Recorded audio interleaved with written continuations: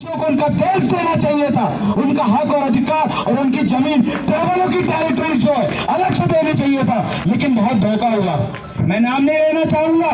बहुत सारे अपने आप को उस समय देश आजादी के समय अपने आप को बड़े बड़े नेता समझते थे और नेता कहकर आज उनको पूछा जाता है। उन लोगों ने इस आदिवासियों के साथ इसी दिल्ली के रामलीला मैदान में धोखा किया है। ये सभी आदिवासी जानते हैं, ये यूनाइटेड नेशन ऑर्गेनाइजेशन भी जानता है।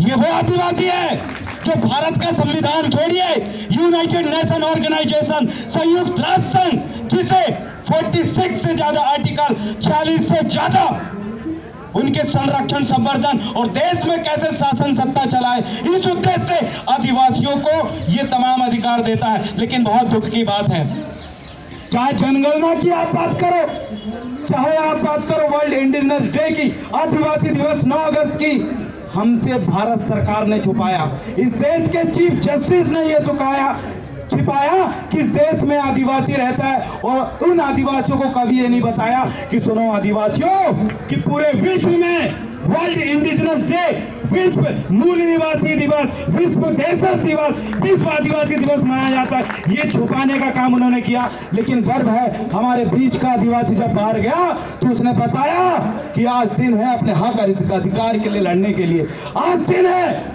अपने स्वाभिमान के लिए लड़ने के लिए। और तब से हम विश्व आदिवासी दिवस मना रहे। मतलब साफ है कि इस देश की सरकार, इस देश की न्यायपालिका और इस देश के नेता आदिवासियों को शोषण करने का, दबाने का और उनके मूल हक अधिकारों से वंचित करने का काम आज से नहीं, देश आजादी के समय कर रहे हैं। लेकिन अब हम स्वीकार नहीं करेंगे।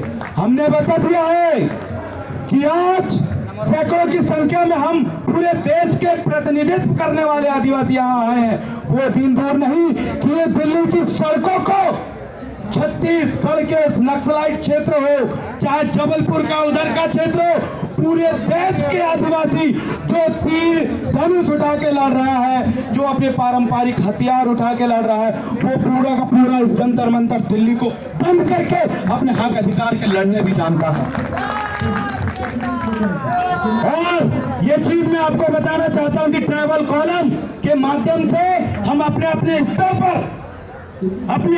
पर जितने भी धर्म संस्कृति को हम मानने वाले लोग, कल्चर को मानने वाले लोग, सबसे पहले तो हमें और उन तमाम लोगों को ये पता रहना चाहिए कि आज जो लोग जिंदा है, आज जो लोग सांस ले रहे हैं, आज जो लोग जल जंगल जमीन में है, ये जमीन का भूस्वामी आदिवासी है। और ये जिस जंगल की आप सांस लेने की बात कर रहे हो, उस जंगल को बचाने वाले भी आदिवासी है। अगर विश्वास न हो तो रेन फॉरेस्ट ऑस्ट्रेलिया में है, ऑस्ट्रेलिया में रेन फॉरेस्ट है, गोंडवाना वर्षावन, वहां पर देखें सबसे ज्यादा बारिश जो होती है जिस उष्णकटिबंध के पेड़ की वजह से होती है, वो गोंडवाना वर्षावन भी ये बोल रहा है कि अब तो जागो, अब तो जागो मूल निवासियों, अब तो जागो आदिवासियों, कि तुम्हारी संस्कृति, तुम्हारा कल्चर से ही इस जगत के जीव जगत, एक छोटा सा